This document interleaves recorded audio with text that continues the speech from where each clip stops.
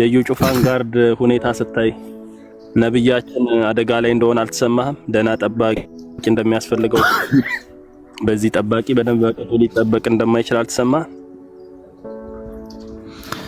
ያው እንግዲህ ኢትዮጵያ ውስጥ እኮ ማንም ማንንም ስለማይነካ እንጂ ምንም ራሳቸውንም መጠበቅ አይችሉም ጋርዶቹ።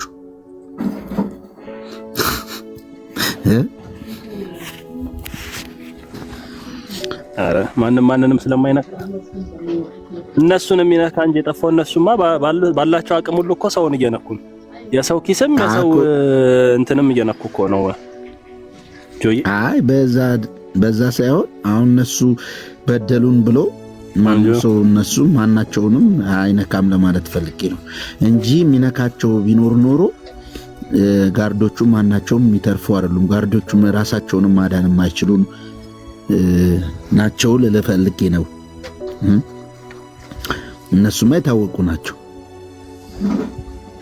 ግን ምን አይነት ግን የፍርሃት ጥልቀት ላይ ቢሆኑ ነው ግን ጌታ እንደዚህ በቃ ለመጠበቅ እንደዚህ የሚጨነቅ ማለት በጣም እየፈሩ ነው ማለት ነው የሚኖሩት። ኃጢአተኛ ማንም ሳያሳድደው ይሸሻል ይላል፣ ቅጠል ያሳድደዋል ይላል መጽሐፍ።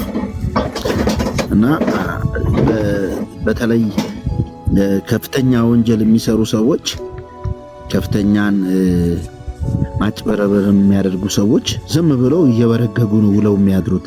ተኝተውም እኮ እርግጠኛ አይደሉም፣ ጥበቃውም ኖሮ እርግጠኛ አይደሉም። ከዚህ ውስጣቸው እየተሸማቀቀ ያን የውስጣቸውን ፍርሃት በብዙ ጩኸትና በማጋሳት ለማስወጣት ይሞክራሉ።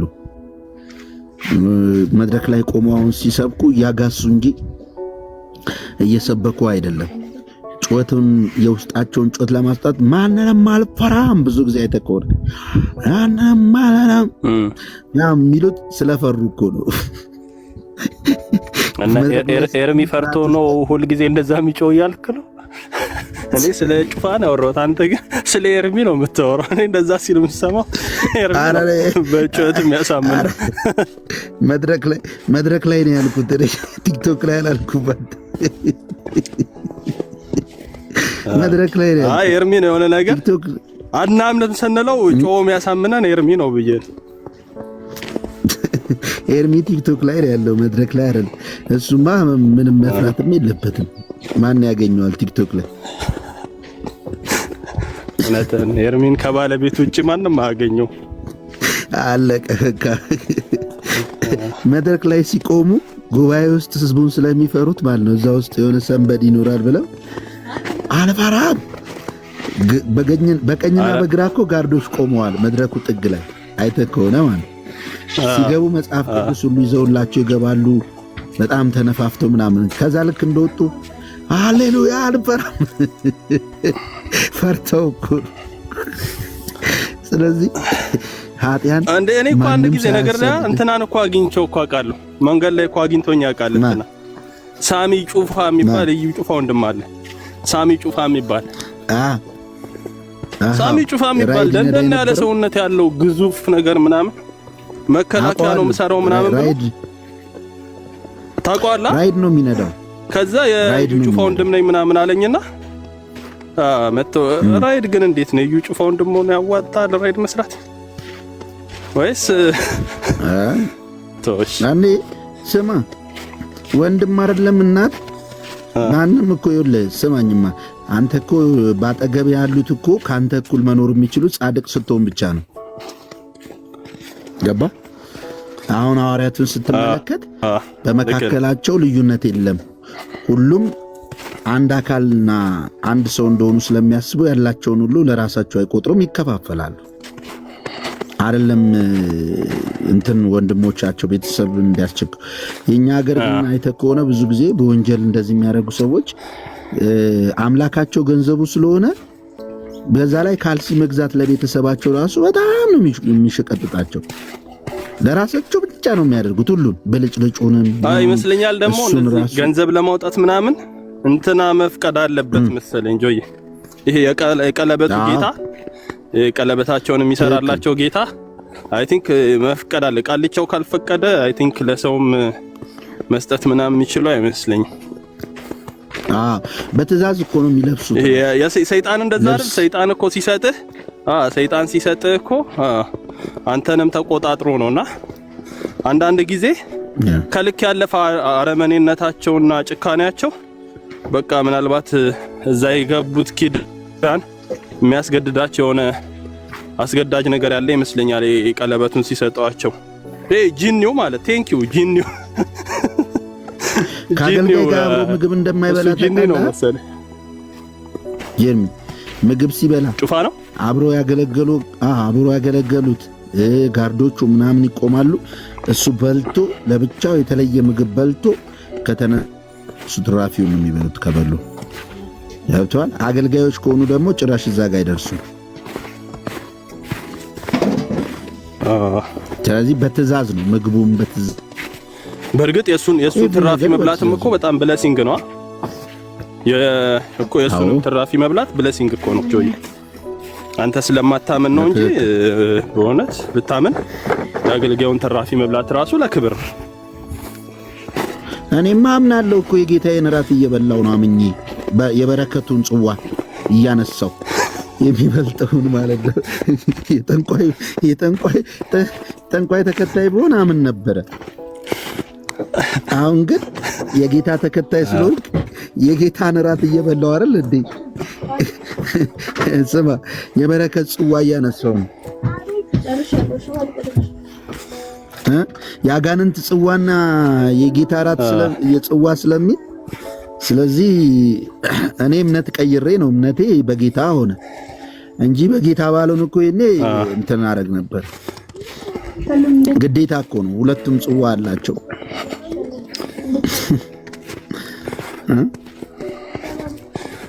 አይ ብቻ ግን እኔ እንትን ቅድም እየጠየኳቸው ነበር። እስኪ ጆያ አንተ ብትመልስልኝ ደስ ይለኛል።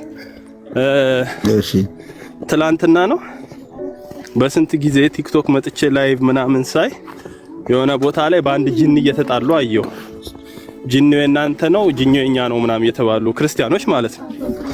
እና ያንተ ጂኒ ነው ምናምን ሲባባል አየሁና ምናልባት ያው ቲክቶክ መንደር ላይ ሳላቀው እንደ ሙስሊሞች ጂኒ የጴንጤ ጂኒ ገብቶ ከሆነ የኛ የሆነ ጌታን የተቀበለ እስኪ የምታውቀው ነገር ካለ ንገሪ።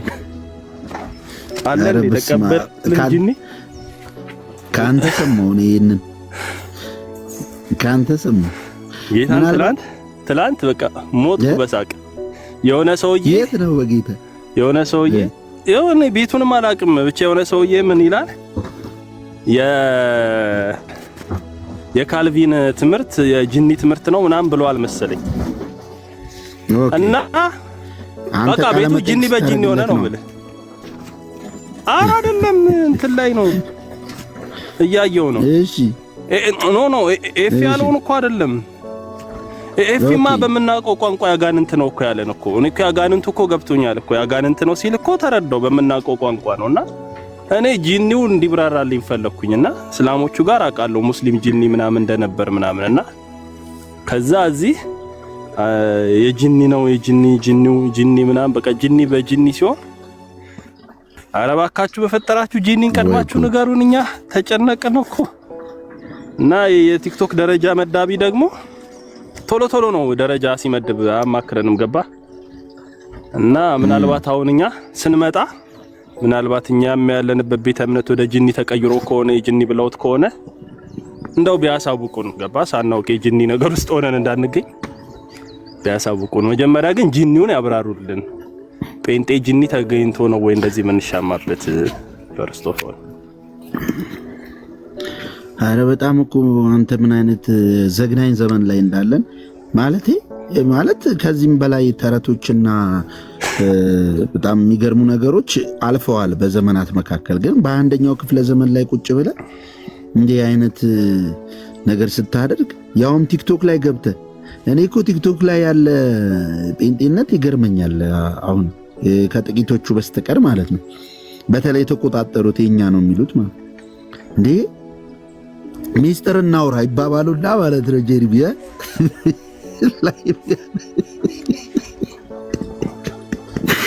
ላይቭ ከፍተህ ሚስጥር ታወራለህ እንዴ? ኑ ሰብሰብ በሉ ሚስጥር እናውራ፣ በውስጥ እናውራ ብለው ማለት ውስጥ ላይቭ ነው እና እነሱ እንዲህ ሲያደርጉ እኛ እንዲህ ማድረግ አለብን።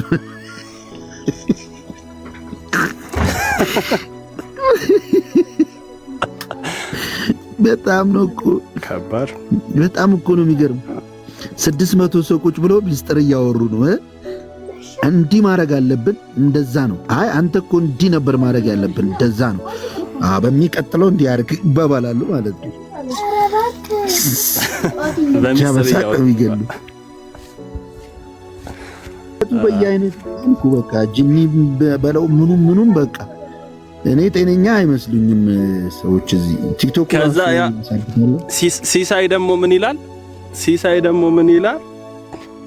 ሲሳይ ምን ይላል? እኛ እንማር፣ እኛ እናቅም፣ ስኮላሮቹ ይናገሩ ይላል። ገስቱ ላይ ስኮላሮቹ ነበሩ መሰለኝና ስኮላሮች ልብ አድርግልኝና ገስት ላይ የነበሩ ስኮላሮች፣ የቲክቶኮች ስኮላሮች እነሱ ይናገሩበት፣ እኛ እንማር ማለት ጀጅመንቱ ከነሱ ይምጣ። ምንድነው የጂኒ አይደለም የሚለውን ከዛ ስኮላሮቹ ግን በጣም አሪፍ ናቸው። ያማንንም የጂኒ ምናምን አይሉ ወደ ምንድነው እንትኑ እንመለስ ነው የሚሉት። ይሄ ቤዚክ አይደለም፣ መሰረታዊ ትምህርት ላይ እናተኩር። ይሄ በስኮላር በእኛ ሌቭል በጓዳ የሚደረግ ውይይት ነው እንጂ እዚህ መታችሁ ጂኒ ምናምን የምትባባሉበት አይደሉም ምናምን ብለው ሲገስጿቸው በጣም በቃ ልቤ ተነካ። ደስም አለኝ በእውነት እንዲህም አይነት ገሳጭ ተገኝቶልናል። ችግር የለውም ታማው ካለ ይደውልልኛል። ኧረ በኢየሱስ ስም ራሱ ለማንበብ ይከብዳል። እያማሁት አይደለምና አይዞህ አታስብ። እና ብቻ ግን ጆያ አንተ ሰላም ነህ?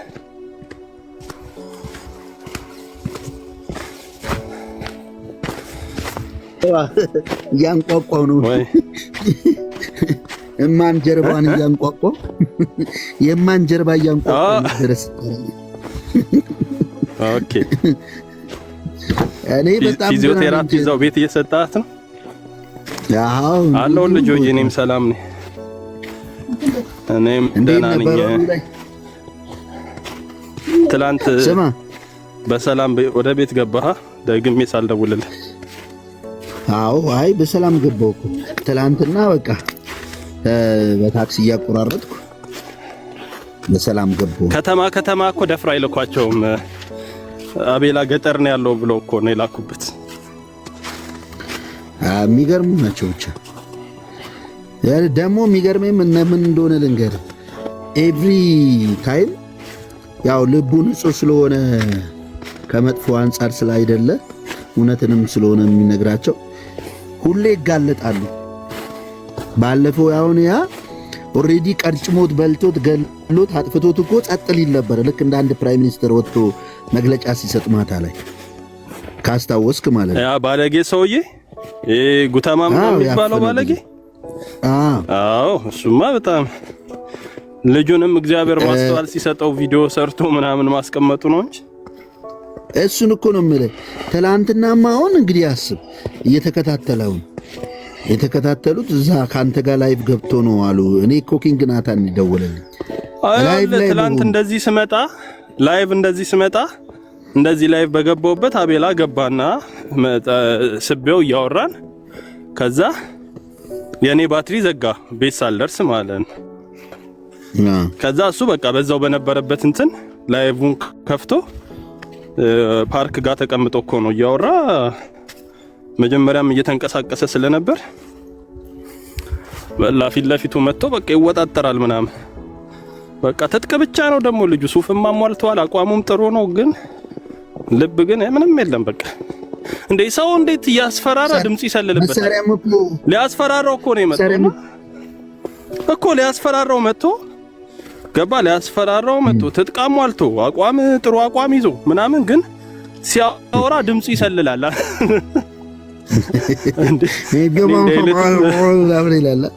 እንዴ ጌታ ነው ድምጽ ይሰልላል ብለ በሰው ሃይማኖት አትግባ ይሏል። በሰው ሃይማኖት አትንከ፣ ሰው ሃይማኖት አትንከ።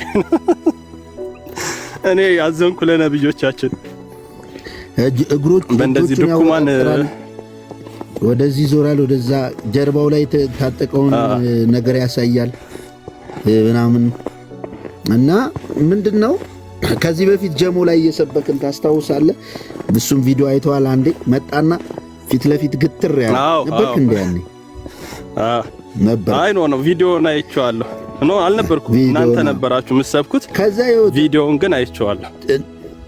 ልቡ ይመታል፣ ፊት ለፊቱ ቆሞ ልቡ ይመታል። ከዛ ምንድነው ምናምን ሲለው ኃይሌ አይ እንትን ማይኩን ተቀበለው። እሱ እንኳን ቁመትም የለውም አጭር ነገር ነው። አቤል ደግሞ ረጅም ነው። ደደባ ያለው እሱ አረ እሱን ይቀብረው ነበር። አይ እሱ እኔ ደግሞ ትላንት የት እንደሆንኩ ታውቃለህ? እሱን ይቀብረው ነበር። በዛን ጀሙ ልጆች ጋር ወንጌል ስርጭት ላይ ነበረን እኮ ሲደወልልኝ ልክ አቤል ነገረኝ። አቤል ስደውልለት ከዛ በኋላ ነገረኝ። አንተ ሲሳይ ምናምን ቤት እንደነበራችሁ ነገረኝ። ቤት ነበርን። ኪንግ ናታን፣ እኔ ሲሳይ ልጠይቀው አድርሰኝ ብለውኝ በቃ አድርሻቸው። ከዛ ወንጌል ስርጭት እዛ ወጣው። በኋላ እዛ ልክ እንደጨረስኩ ደወለና ኪንግ አረ ላይቭ ላይ እንደዚህ ተፈጥሮ በሩጫ ታክሲ ደግሞ ሊገኝ ነው እንዴ? አንተ በጌታ በኢየሱስ እየሮጥኩ እኮ ነው የመጣሁት። ደግሞ አንተ መኪና ላይ አስክም ነበር። አይ የሚገርመው እሱ እኮ እና ጂኒው እኮ ነው አመቻችቷችሁ ነው። በቃ ጂኒው በደንብ ነው የሰራው። ጋርዱ ነው እንጂ አልሰራው። ጂኒው በደንብ ሰርቶ ነበር እንዴ። አንተ ሁሉ ጊዜ ያጋልጣቸዋል እግዚአብሔር። በቃ ባለፈው አሁን ያ 15 ቀን የታሰረው ታውቃለህ። በ50 ሺህ ብር ዋስ ነው የወጣው ሲወጣ ራሱ። ከዛ በኋላ እኮ በቃ አዎ አሁንም ይሄ ደግሞ ሲጋለጥ ላይቭ ላይ መሆኑ አይገርምም? አንዴ ሐዋሳ ትዝ ይላል። ሐዋሳ ትዝ ይላል። አዎ እኔ አንተም ነበርካ። እኔ አንተ አቤል ምናምን ሆነ እኔ ፈተነኝ ማለት ነው። ጆዬ ቀላል ፈተነ እንዴ? እኔ ካውን ተመልከቱ የፕሮፌቱን የነብይ ዮሐንስ ታምራትን ጉዲው ለማለት ስልኬን ደቅኝ እየጠበቅኩ ነበር። ተዘረረዋል ብዬ ያንቀርባ ተስፋ እኛ ለወንጌል ስራ ወጥተን እሱ ይቀልዳል እኮ በስበ አብ እንጃ።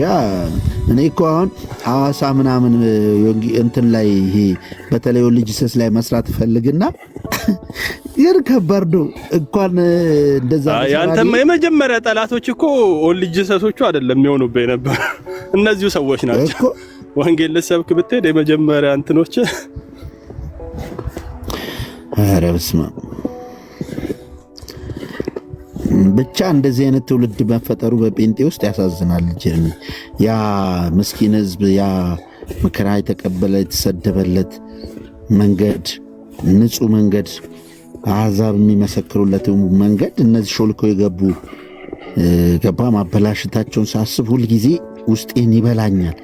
አንጀቴን ነው የሚበላው። ጌታን በቃ ብልት ነው የሚያደርገኝ። ማለት እኔ አንድን በቃ የምታርፍበት እውነትን እኔ እኮ እውነት ሲገባኝ እኮ ጴንጤዎች ጋር የመጣሁት እኮ ጴንጤዎች በማሳድድበት ጊዜ የነበራቸው ፊድባክ እኮ ነው የሳበኝ። ለካ በምድር ላይ እውነትን የሚሻ ትውልድ የለም ከነሱ ውጭ። ባይብሉ ልክ ሲገባ ገብቷል።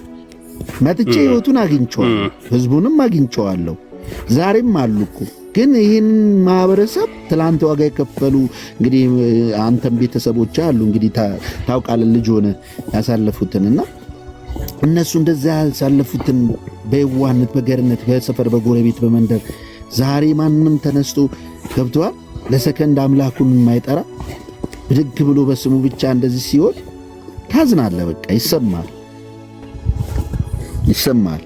ሪል እንዴ መሳሪያ እየታጠቁ አንተ ስፖርት እየሰሩ ሃንግ እየሰሩ እየቀጩ ሰው ዋ በጌታ በኢየሱስ ኢየሱስ ተጠርቶ አንተ እንዴት ያስችላል? ኢየሱስ ብለህ ጠርተህ መሳሪያ መታጠቅ ከዛ ጡንቻና ወፍረ ሰው መቅጨት፣ ሰው ላይ ክፉ ማሰብ፣ ሰው ለመግደል ቁጭ ብለህ መማከር እንዴት ይቻላል? እንዴት ነው የሚቻለው ነው የሚለው። ነብያቸው መድረክ ላይ ሆኖ ልብ ቆልፋለሁ ደም ስር በጥሳለሁ ሲል ከሰሙ ካዲያ እንዴ የእሱ ተማሪ ናቸው። ከዚህ ውጭ ምን ያድርጉ እነሱስ? በጣም ፍሬዎቹ እኮ ናቸው። በጣም ነው የሚያሳዝነው። እውነት የሚያስጨንቅ ዘመን ያለው ለጢሞቴዎስ ጳውሎስ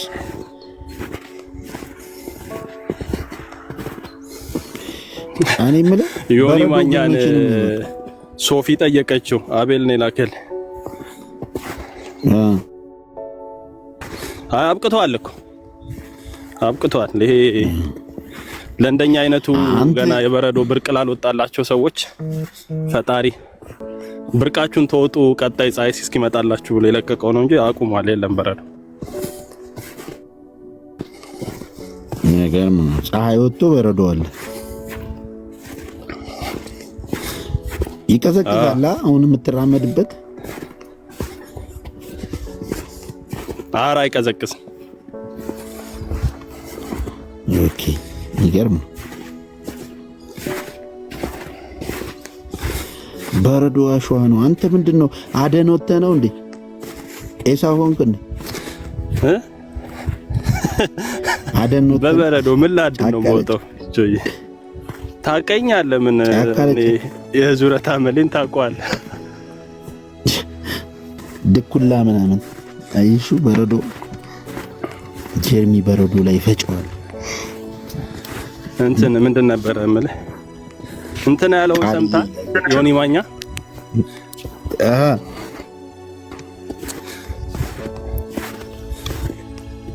ዘማሪት ሶፊያ ስትጠይቀው ለምን ወጣህ ስትለው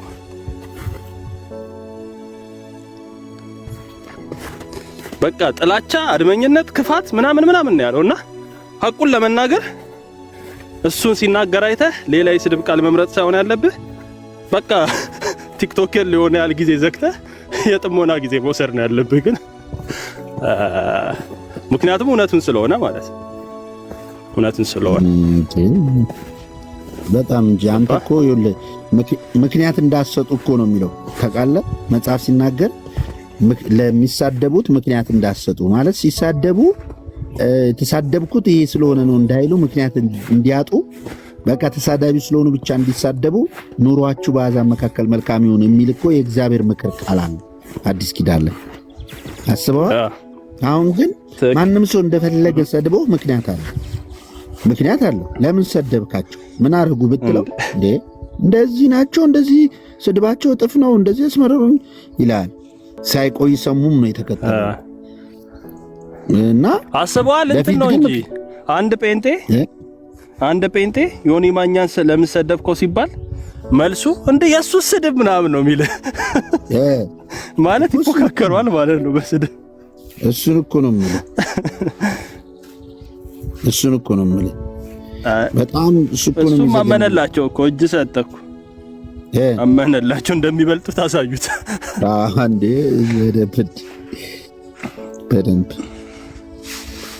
በደንብ እንጂ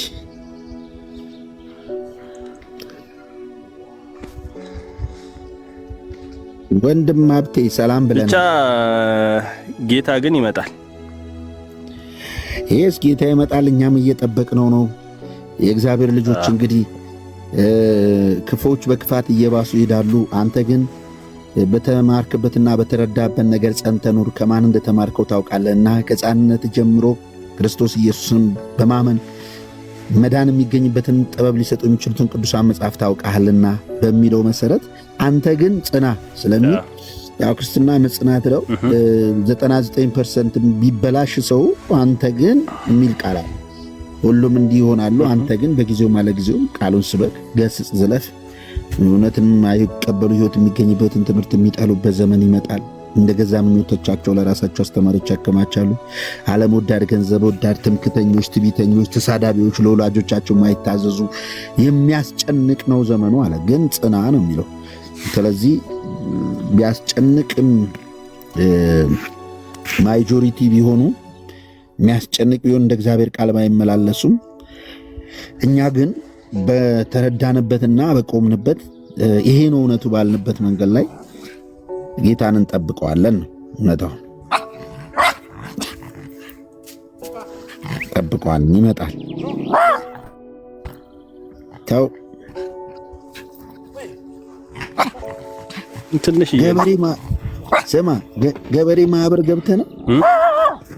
ገበሬ ማህበር ገጠር ገብተህ ነው በለው ይመስላል። በእውነት ውሻው ሲጮህ ምናምን ትንሽ እኮ ነው።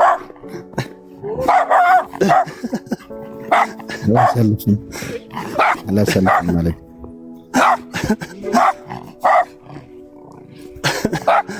It's okay. Yeah.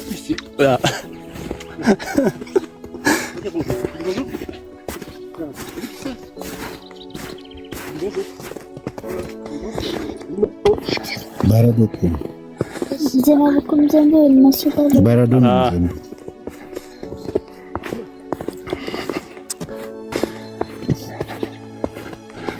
እና ለማንኛውም ከባድ ነው። አዎ እንዳልኩ ነው። እኔ አዲስ ነገር አይደለም። እንግዲህ በእነ ፖልም ጊዜ ቤተክርስቲያን ወደ መብዛትና ወደ መጨረሻው ሲደርስ በተለይ ወደ እነሱ እድሜ መጨረሻ ሐዋርያቱ እድሜ መጨረሻ አካባቢ አመፀኞች እየበዙ እንደነበረ ሲነግረው በቃ ጢሞቴዎስን አደራ ይለዋል።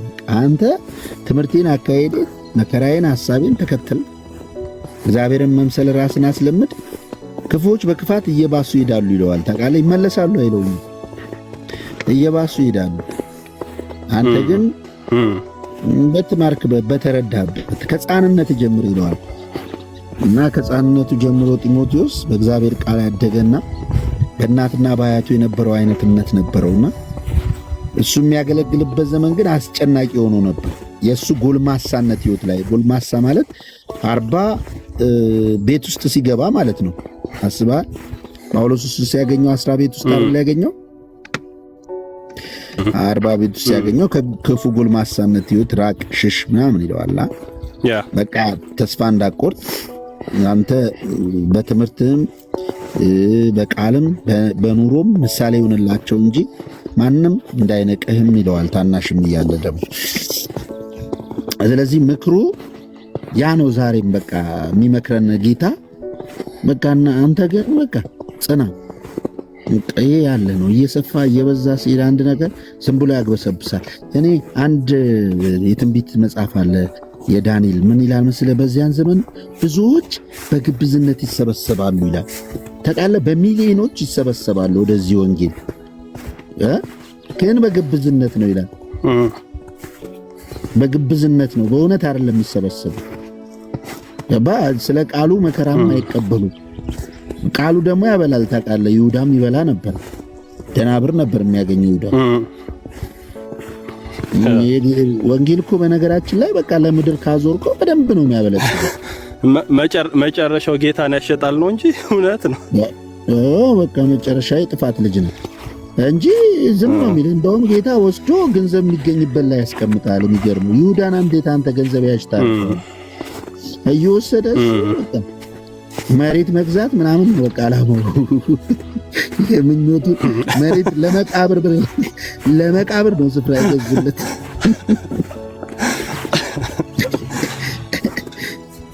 ለእንግዶች መቃብር ገዙበት እና ይሄ ሚኒንግ አለው። ገባ? ጄኔሬሽን ውስጥ ቤተክርስቲያን ውስጥ እንደዚህ አይነት ሰዎች እንደሚኖሩ ፖልም ያስቀምጣቸዋል። ብዙዎችን በጥፋት በማፍረስ ያሰጥሟቸዋል። ገንዘብን በመመኘት በተፈጠረ ነገር ይራቡባቸዋል ይላል እና ሳሰራ ምንም ሳደክም በቃ እያስመሰልክ ገንዘብ የምታገኝበት ክርስትና ሙሉን ብታይ እንዲህ ነው። እውነተኞች ደግሞ እዚህ እንግዲህ ጨጓራቸው እስኪላጥ ድረስ ዋጋ መከራ ተቀብለው በሚመጣው ዘመን ይከብራሉ ከጌታ ጋር። ስለዚህ ጽናት ያስፈልጋል ማለት ነው። ታፉ ጀድሚ እያለች ነው።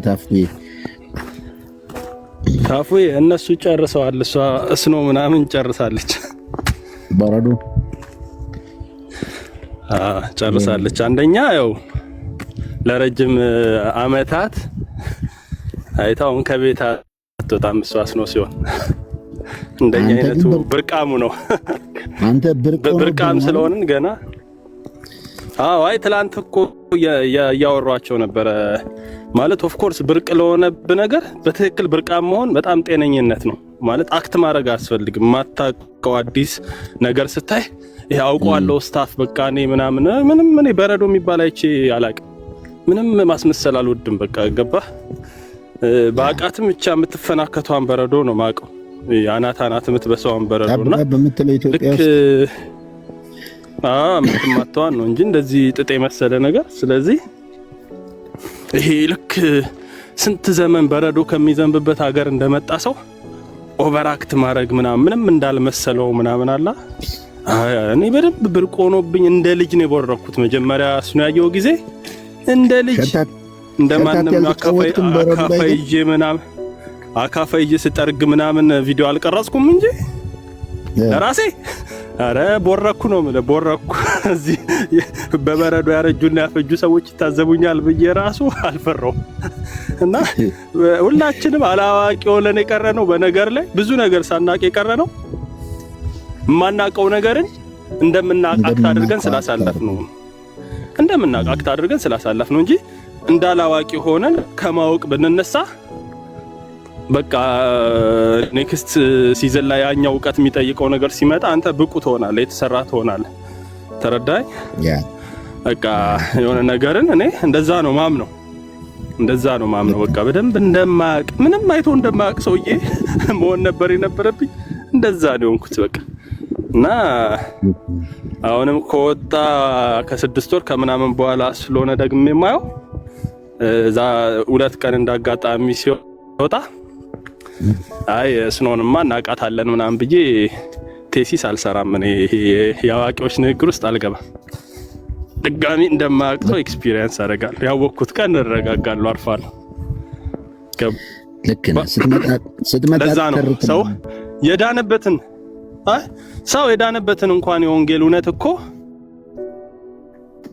ሳይረዳና ሳይገባው ሳያውቀው አስተማሪው እየሆነ እየመጣ እኮ ነው የረበሸን እኮ ገባ። ልጅነትን ሳያጣጥመው ልጅነትን በቃ በህይወቱ ላይ የምር እንደ ልጅ ሆኖ በእግዚአብሔር ፊት ኖሮ ሳያቅ የእግዚአብሔር ልጅነት አስተማሪ ሆኖ ይመጣል ማለት ነው። ገባ። ይመጣና ከዛ በቃ ክርስቶስ ኢየሱስ በመስቀል ላይ ዋጋ የከፈለላቸውን ሰዎች ከመጥላት ይጀምራል።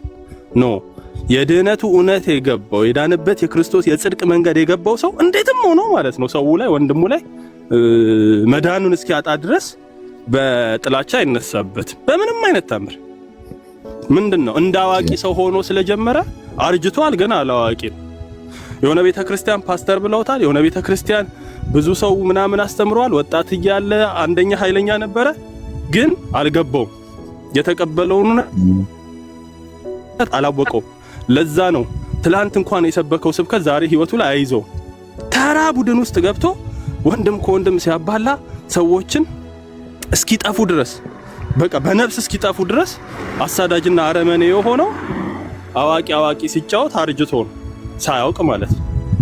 ሳያውቅ ግን በቃ አክት እያረገ ቤተክርስቲያን ውስጥ መድረክ እየተጋፋ በቃ እኔ ሰባኪ ነኝ ምናምን እያለ አንድም ቀን ሳይኖረው አንድም ቀን ሳያውቀው አርጅቶ አረፈው። አርጅቶ ከዛውን ከህፃናት ጋር ይጣላል፣ ከትንንሽ ልጆች ከሚመጡ ሰዎች ጋር ጥርስ ይናከሳል። ለምንድነው የዚህ ሲንድሮም የዚህ በሽታ ምክንያት ምንድነው ስትባል በቃ እንደሚያውቅ ሰው ሆነ አሳልፈሃል። እንደሚያውቅ ሰው እግዚአብሔርን የሚያውቁ የሚመስላቸው ሰዎች እኮ አሉ። ማለት እግዚአብሔርን እንደዚህ አግኝተውት እኔ አንተና ምናምን ሰው ሚስትን እንደምታውቃት እግዚአብሔርን ያወቁ የሚመስላቸው ሰዎች አሉ።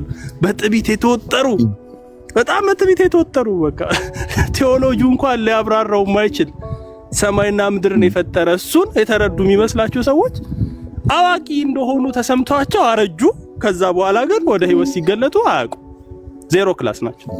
ሽማግሌ ጺም ያላቸው የአገልግሎት 20 ዓመት አገለገልኩ 25 ዓመት አገለገልኩ ብሎ በኮንፊደንስ የሚናገር ጥላቻን በልቡ አዝሎ የሚሄድ ሰውዬ ማለት ነው። ስለዚህ ለዚህ ሰውዬ የሚሻለው የነበረው ምንድነው? አላቅም። እኔ ምንም የማውቀው ጉዳይ የለም። ይሄ ነገር የመጀመሪያ ነው። በቃ ኢየሱስን ስቀበል ነው ይሄንን ህይወት ያወቅኩት። ይሄንን ህይወት ከዚህ በፊት አላውቀውም ነበር። በቃ እኔ ተማሪ ነኝ። በቃ ይሄን እንደውም እኔ ለምን አስተምራለሁ፣ በዚህ ህይወት ውስጥ እቆያለሁ፣ በዚህ ህይወት ውስጥ እንጂ አደርጋለሁ ብሎ ቢል ኖሮ ዛሬ ያረጃ አዋቂ፣ ሽማግሌ አዋቂ፣ ትልቅ አዋቂ ሆን ነበርና አሁን ትልቅ ከንቱ ሆኖ የቀረው እናቃለን በቃ ምናምን ነው። አይ አይደለም። ሁሌ በቃ የማታውቀውን ነገር እንደማያውቅ ሰው ሆነ መጀመር ነው። በቃ ከዜሮ ከተማሪነት መነሳት በጣም ኢምፖርታንት ነገር ነው። በጣም ኢምፖርታንት ነገር ነውና እኔ ልክ የጻፍኳት ጽሁፍ አለች። ቆይ ልክልሃለሁ። የመጀመሪያ ጊዜ በቃ ወደ ውስጥ የመጣው ይሄ ነው። እስኖ ሳይ ኦፍ ኮርስ ማንም ግድ አይሰጠውም። ኮቱን ለብሶ ጃኬቱን አድርጎ ምናምን የዕለት ተዕለት ህይወቱን ነው የሚሄደው አብዛኛው ሰው ሳይ። ምክንያቱም እነሱ ሰዎች ያውቁታል፣ ኖረውበታል። በቃ ገባ 40 ዓመት 50 ዓመት አርጅተውበታል፣ ኖረውበታል። ስለዚህ እንደኔ እንዲደነቁ ኤክስፔክት አላደርግም። እነሱ አልተደነቁምና እኔም እጄን በኪሴ ከትቼ ምናምን እንደዚህ ምናምን አለልም። እኔ አባቴ አላቅም አይደል መንካት ያለብኝ እኔ እጄ እነካዋለሁ። ቴክስቸሩ ምን አይነት ነው እንጂ አረጋለሁ። በቃ ከዜሮ ነው በቃ መጀመሪያው አላቅም። እና በቃ ህይወታችንንም እንዲህ ብንጀምረው ኖሮ የምር በጣም ፍሩትፉል በጣም ፍሬ እናፈራ ነበር። አትሊስት ክፉ ነገር አንናገርም ነበር፣ ካፋችን ነውር አይወጣም ነበር። አንደበታችን ክርስቶስን ይናገር ነበር፣ ክርስቶስን ያሳይ ነበር። ገባ የቀረቡን ሰዎች እኛ ጋር ቀርበው ለካ በእውነት የነዚህ ህብረት መልካም ነው፣ የነዚህ ህብረት ጥሩ ነው ይሉ ነበር። አሁን ግን ምንድነው የቀረቡን ሰዎች ከኛ ያዩት እንዲህ ቁጭ ብለው በስብሰባቸው እንትናን እንዴት እንጣለው፣ እንትናን እንዴት እናጥፈው የሚሉ ሰዎች ናቸው ብለው ከኛ ከወጡ እያስተማረን እየሰበክን ዲቤት እያደረግን እየተሟገትን ነበር እንጂ አላወቅም። ገባ ከእግዚአብሔር ጋር ቆይቶ አለመለወጥ የእግዚአብሔር ተጠያቂነት አይደለም፣ የኛ ተጠያቂነት። ከክርስቶስ ጋር ኖሬያለሁ፣ ከክርስቶስ ጋር ህብረት አድርጌያለሁ፣ ተባብሬያለሁ። 20 ዓመት በክርስትና 15 ዓመት በወንጌላዊነት በሰባኪነት 30 ዓመት በጌታ ቤት ምናምን ብለው የሚነግሩን ሰዎች ከዛ ህይወታቸው ውስጥ አንዲት ቅንጣት እንኳን የክርስቶስ ህይወት ካልታየ ክርስቶስ ተጠያቂ አይደለም። አመፀኞች ስለሆኑ መማር ባለባቸው ሰዓት ስላልተማሩ መኖር ማረፍ ባለባቸው ሰዓት ስላላረፉ ነው።